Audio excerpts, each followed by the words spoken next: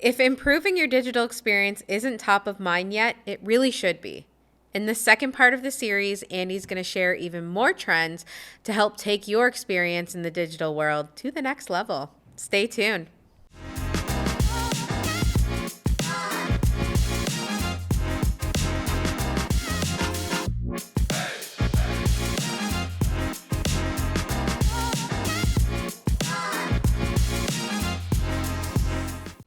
And so that kind of leads to our third trend, which is, a personal favorite of mine, which is all around authenticity and transparency. So I know that you have a certain perspective when it comes to that, specifically when it comes to websites and digital experience. Yeah. So when it comes to digital experience, like, and this isn't just website based, this is all about like your process through like a construction project. Like you need to be transparent and open and authentic, and like you need to tell them like about delivery costs, like delivery timelines, like how long something's going to take, like all of that kind of stuff. Like all of that has come from over time us expecting, again back to expectations, us expecting that information to be fully readily available. So like we've been brought up in the generation where reviews are always out there. Like you can go and find like third party reviews and find out exactly what people are saying about it.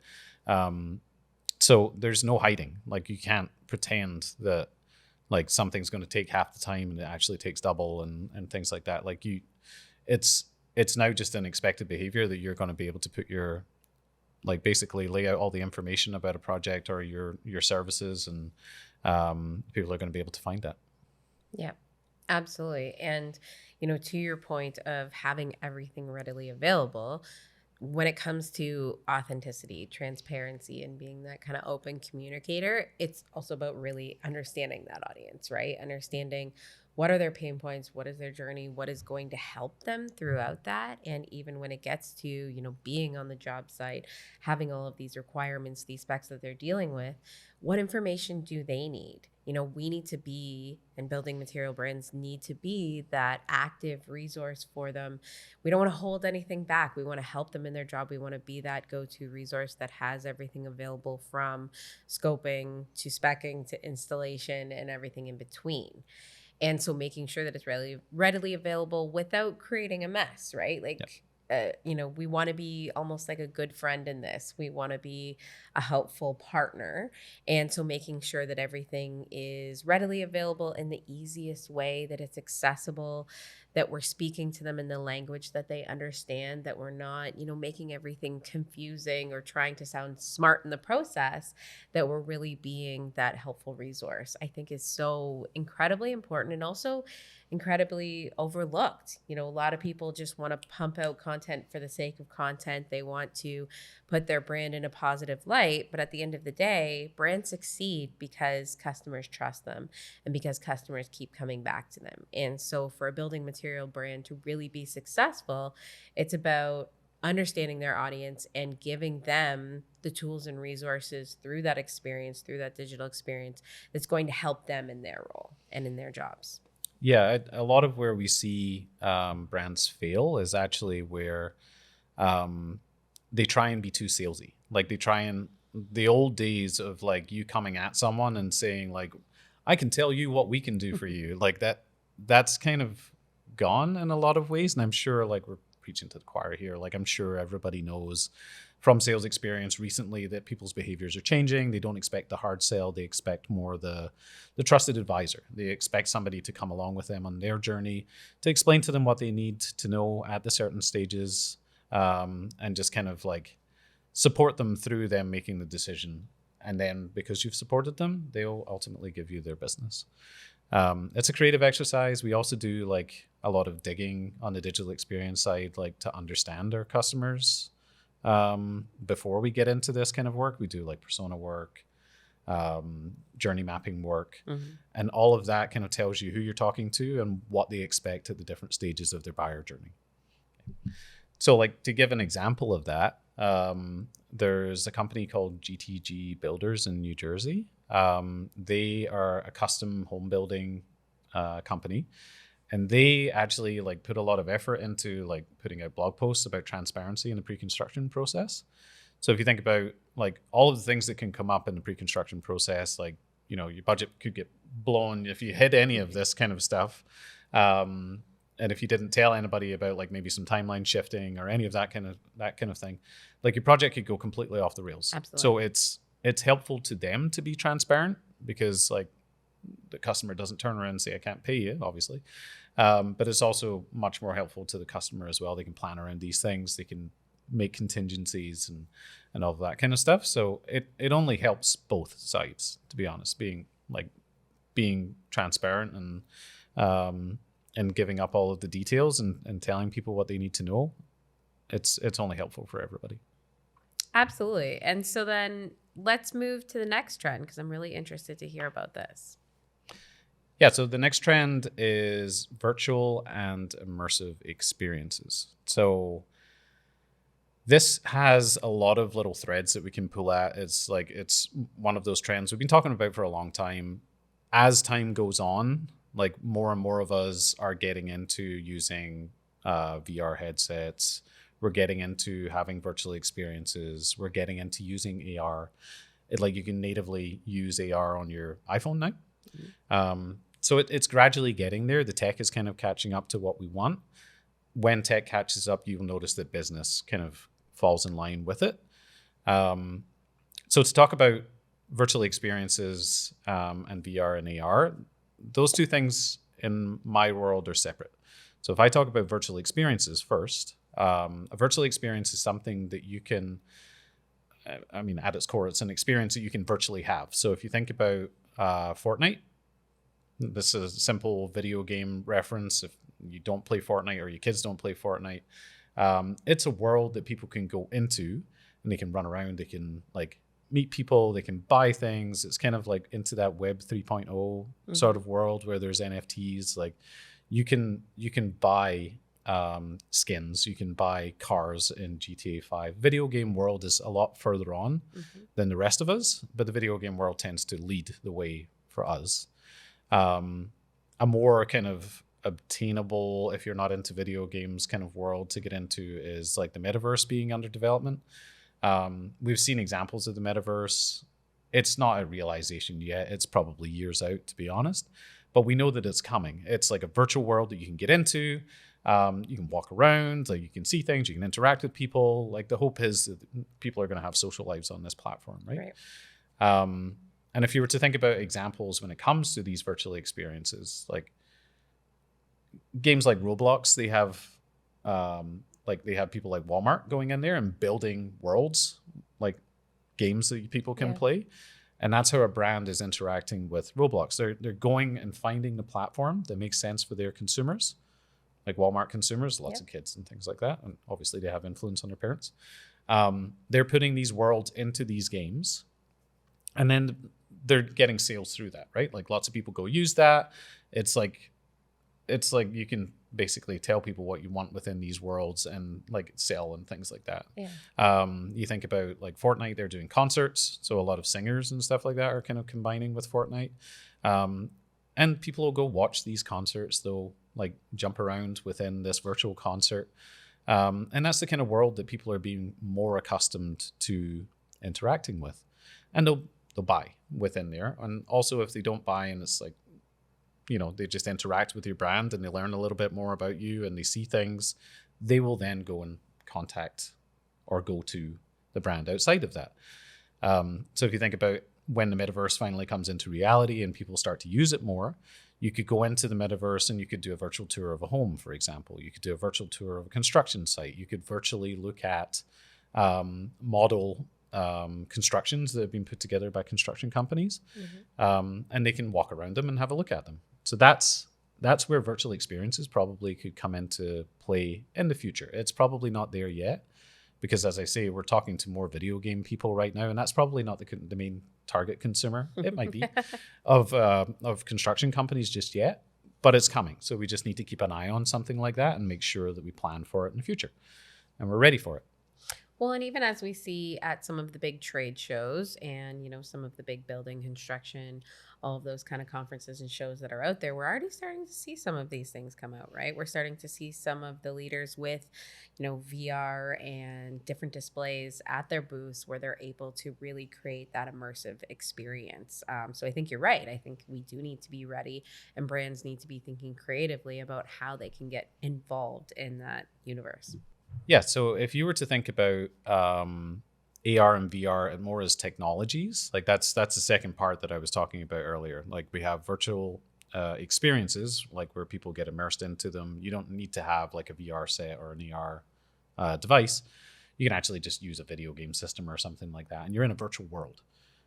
And that's kind of like the virtual experience angle. VR and AR, to not use the acronyms, it's virtual reality and augmented reality. Virtual reality being something that you put on a VR headset and you can look around and you're in this experience or world. You can be under the sea and all that kind of stuff. And AR is where you augment your reality, quite literally from the name, where you hold up a device like your phone. It uses a camera. It looks at the space that you're in, and then it places something into it or like changes something in your reality. So that's the two kind of technologies that we're working with right now when it comes to virtual tech. So if we were to talk about virtual reality and how you would use that in the realms of like construction, is similar to what you were saying, where it's like you can either look around a construction site or you can, pick up some sort of component, you can flip it over, you can look at how all of it connects and things like that. You can do that. Augmented reality is like we're already seeing that in things like in places like IKEA. They've got the IKEA Place app, I believe it's called, where you're decorating your room. You can hold up your camera on your phone, and you can place whatever product you want in your room. So you can place a chair, you can place a wardrobe, and things like that. So yeah, like basically with all of these tech advancements, we just need to be aware of them, especially as, construction and build companies. They're not necessarily there yet because, as I say, a lot of the places when it comes to virtual experiences, they're things like video games and stuff like that, where, it's younger demographics. It's I mean, not to say that older people don't play video games. I play video games. But like, to actually be able to say that that is your persona and that's where they hang out, we're not there yet. Other experiences will come though, and other places where people hang out will come, and then we need to be ready to align with those and build our own experiences within them. But when it comes to VR and AR tech, like that's ready now. Like we can use that as much as we want, as you say, in trade shows. We can use, like, we can expect that some people might have the devices at home, like as I say, AR is on your phone. We can expect that they'll be able to use that, and we can use that for like a whole bunch of different applications.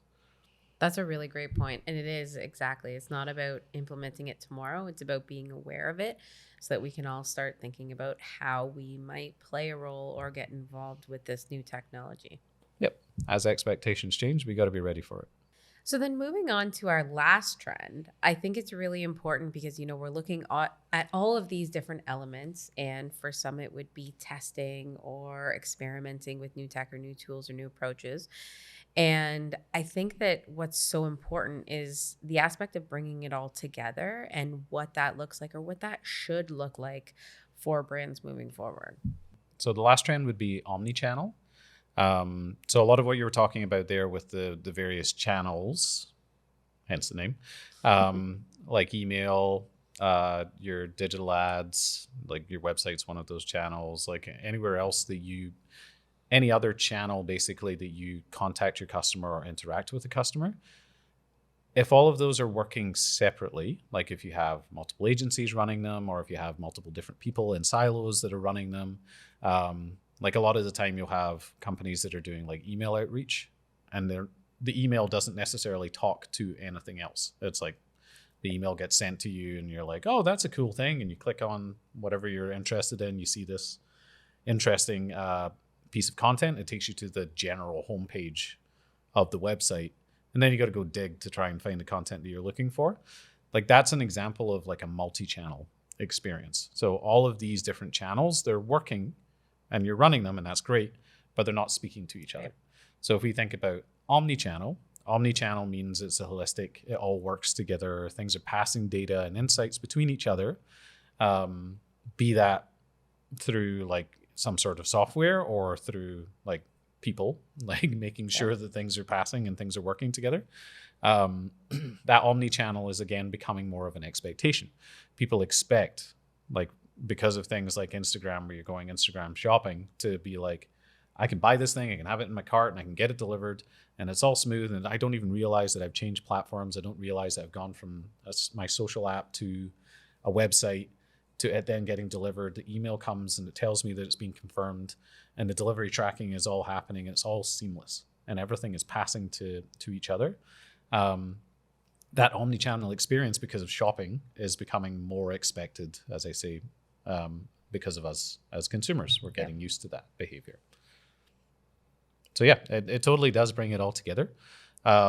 It's understanding that our consumers are expecting, as they should, us as brands to like be speaking to each other, and for it not to feel disconnected and for it not to feel disjointed when they're interacting with you. That's all about understanding your customer, all about understanding what kind of journey they're going through, and all about removing that friction for them, just making it easier to purchase from you.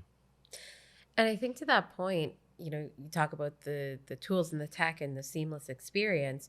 I think there's also kind of going back to that authenticity, that transparency, and kind of that voice of the brand. It's making that seamless too, so that you don't feel like you're jumping from one brand experience to another, that you're talking to that same kind of helpful partner or go-to kind of advice giver, who's able to help you in this journey. So whether that's through your creative, whether that's through your copy, like making sure that all of that is seamless as well, I think is something that, leading brands are really getting good at, and really looking at, like you said, that omni-channel and how that flow of information is happening and how you're answering those questions at all of those important steps. For sure. Yeah. And like all of this, and again, this is all about putting ourselves in the shoes of the consumer, right? Like if you think about that break in language, things are feeling differently. Like you will feel weird. Like we don't want to make people feel weird. Like let's try not to do that. And I think that's the root of all of it. And that's the big goal. Yeah. Yeah. Just to oversimplify things. So on that note, and kind of looking at the 5 trends that we've discussed, and everything that we've talked about when it comes to the approaches that brands should be considering right now, especially in building materials and construction, what do you think are kind of those 3 takeaways, coming out of this that marketing leaders should consider? Ooh, only three. So the first one would probably be to be real. I sound like a kid when I say that, mind you, but like honestly, being authentic, being transparent, like connecting to people in an honest manner is like, it's an expected, and all of this comes down to expectations. It's an expected behavior from you as a brand nowadays. The second one would probably be understand your customer. I would say if you don't understand your customer, like you don't know how to sell to them. Absolutely. So if you got to do all the necessary digging to get into all those different mindsets, different people that are buying from you, understand that they can be very different in how they're thinking and how they approach purchasing from you, and lay all that out and understand the journeys that they go through, and then plan for that with your content and how you can contact with them. And then the third one would probably just be aware of what's going on in these trends in the world. Like, don't let yourself fall behind. Don't let yourself be the person that's catching up after, your biggest competitor has already done it. Because it takes time for you to build these things. It takes time for you to plan for them and to make them. So you'll be way behind the 8 ball if they've already done it. So like you got to keep an eye on these trends and be ready to bring them in where they make sense, and really put your best foot forward so you can be the leader and they can be catching up to you. That's great. Thank you so much for that. And thanks for your insights. And thank you for listening today. And if you have any questions, please feel free to drop us a line and we'd be happy to help.